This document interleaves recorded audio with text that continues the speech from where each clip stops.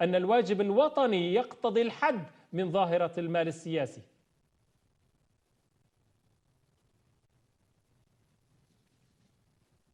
المحوري هو النفي التام، وهذا قلناه لما أصدر قيس سعيد رزنامته الانتخابية وأصدر الاستفتاء والدستور الجديد، وخاصة لما أصدر القانون الانتخابي. وفي هذه القناة بالذات كنت أقول أن هذا القانون الانتخابي سترون كيف أنه سيحول المسار الانتخابي المبرمج إلى فضيحة دستورية وقانونية، فضلا عما هي موسومة به هذه الانتخابات من انقلاب سياسي واضح يريد أن يغير تماما النظام الاجتماعي والسياسي في تونس، ويفك الدولة التونسية ويؤدي حقيقة إلى كارثة وإلى الهاوية. طبعا يا سيدي احنا اليوم، أنا ما قلته نراه اليوم، تتحدثون عن تعثر. الحقيقة ليس هناك تعثر، هو الحقيقة هناك أن المستور انكشف بكل وضوح. قانون انتخابي يوضع على المقاس ليس للتونسيين بل للحشود،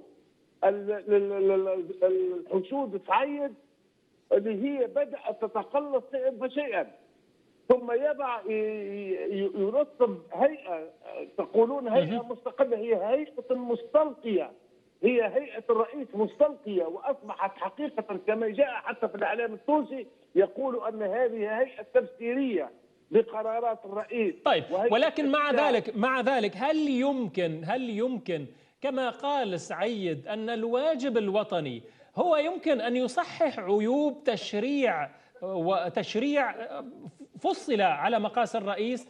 سعيد قال إن هذه الأخطاء، أو ربما هو حسب تعبيره إذا كان التشريع الحالي لم يحقق أهدافه فالواجب الوطني سيقضي على ظاهرة المال السياسي.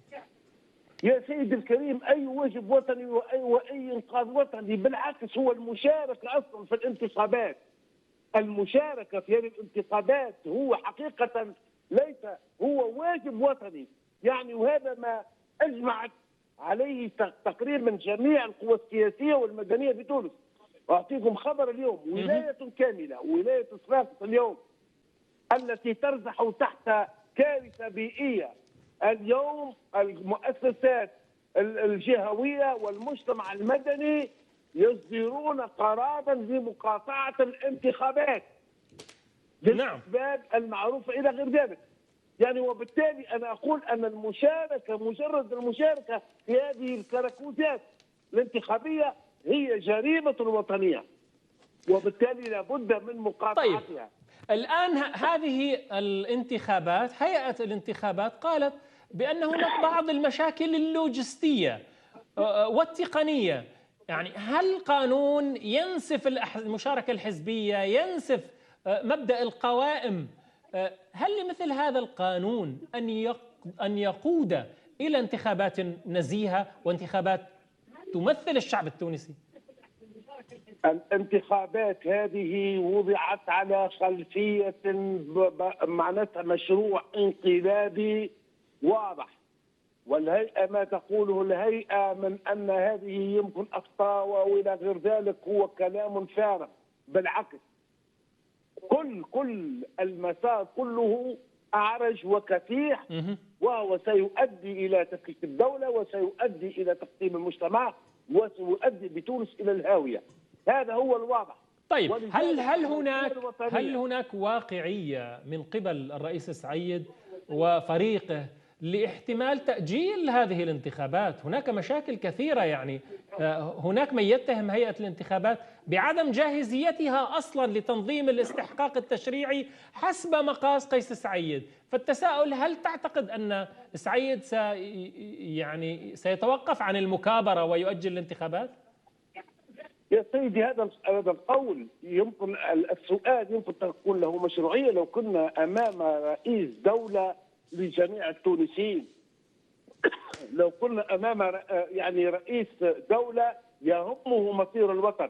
نحن أمام جريمة سياسية وقعت على الشعب التونسي، وأن ما يريده سعيد هو تأسيس لمشروعه التدميري، وبالتالي فهو سوف لن يكترث لهذه التعثرات ولهذه النقائص ولهذه المشاكل اللوجستيه الى غير ذلك. هو ماض في مشروعه بطريقه التغلب وبطريقه الفرض الامر الواقع، لكن هذا لن ينجح.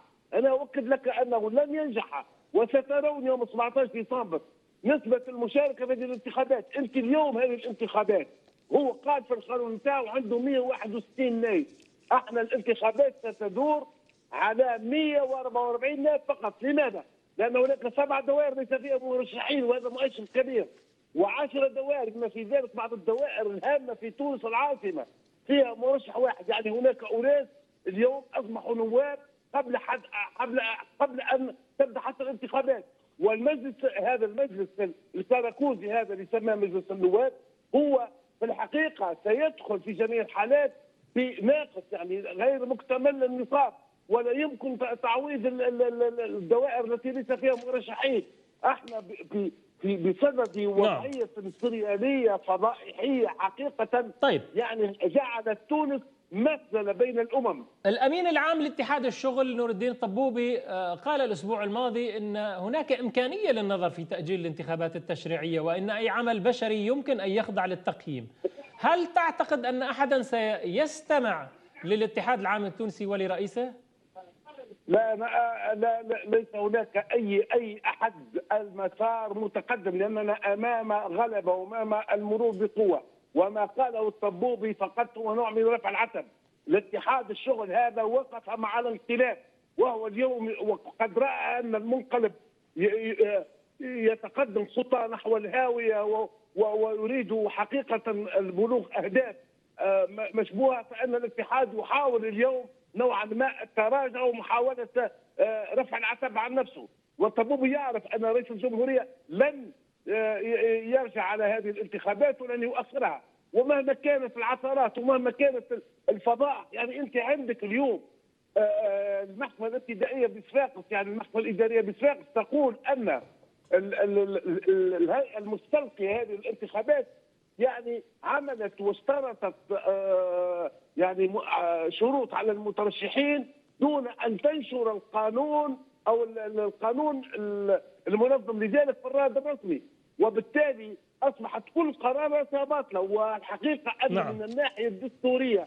والقانونيه البحته فان والقانونيه، خلينا من الامور السياسيه والى غير ذلك، من الناحيه القانونيه هذه الانتخابات باطله بطلان مطلقا، لانها قامت ليس على قانون غير دستوري الى غير ذلك، لكن لان حتى من العمل الداخلي للهيئه المستلقيه للانتخابات هي يعني فيها اخلالات قانونيه كبيره تجعل الترشح والتقدم للانتخابات والحمله والى غير ذلك هي باطله من الناحيه القانونيه الصلبه. ونحن نخشى، واضيف هنا نحن يمكن نخشى ان المحكمه الاداريه لما سيقع استئناف هذا الحكم، وخاصه الناس الذين وقع رفض ترشحاتهم، يمكن المحكمه الاداريه ستقضي بارجاعهم الى المسار الانتخابي، وبالتالي ستؤدي عمليا الى بطلان هذه الانتخابات. ولكن مع ذلك لا احد يتوقع ان قيس سعيد سيتراجع، سيمضي في هذه الانتخابات وباي نسبه مشاركه كانت. فسؤالي عن الغرب والعالم الذي ينظر إلى هذه الانتخابات التي وصفتها بالهزلية والتي هي انتخابات على مقاس قيس سعيد، لا يبدو بأن أحدا يكترث في الخارج، وهو يريد انتخابات ولو شكلية ولو صورية، يريد أن يكمل قيس سعيد هذه المسرحية ببرلمان ولو كان صوريا. نعم يا سيدي، بالنسبة للخارج أنا أذكر أن مجلس حقوق الإنسان في الأسبوع الماضي في جنيف يعني أصدر تقريبا أكثر من 225 توصية تعرضت إلى مسألة الانتخابات وتعرضت إلى مسألة الانقلاب وإلى المخالفات الدستورية إلى غير ذلك. هذا يؤكد على أن على المستوى الأممي وعلى مستوى مفوضية حقوق الإنسان في جنيف، وخاصة بمناسبة الفحص الدوري لوضعية حقوق الإنسان في تونس، واضحة كل الوضوح. يبقى أن هذا بالنسبة لما يسمى الرأي العام الدولي. أما بالنسبة لممارسات الدول فإن كل دولة لا يهمها ما يقع في الداخل، يهمها مصالحها هي.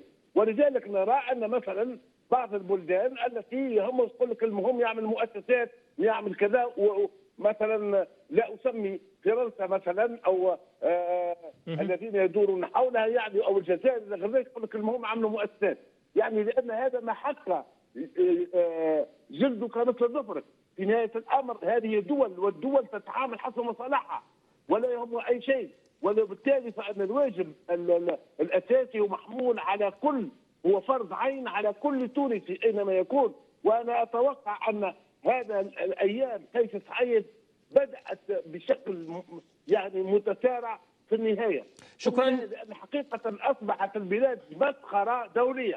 شكرا لك الوزير السابق واستاذ القانون الدستوري دكتور عبد الوهاب معطر، كنت معنا من تونس. هذا التساؤل لكم، ونود فعلا ان تكون هناك مشاركه من اخوتنا واحبتنا في تونس والتوانسه حول العالم. كيف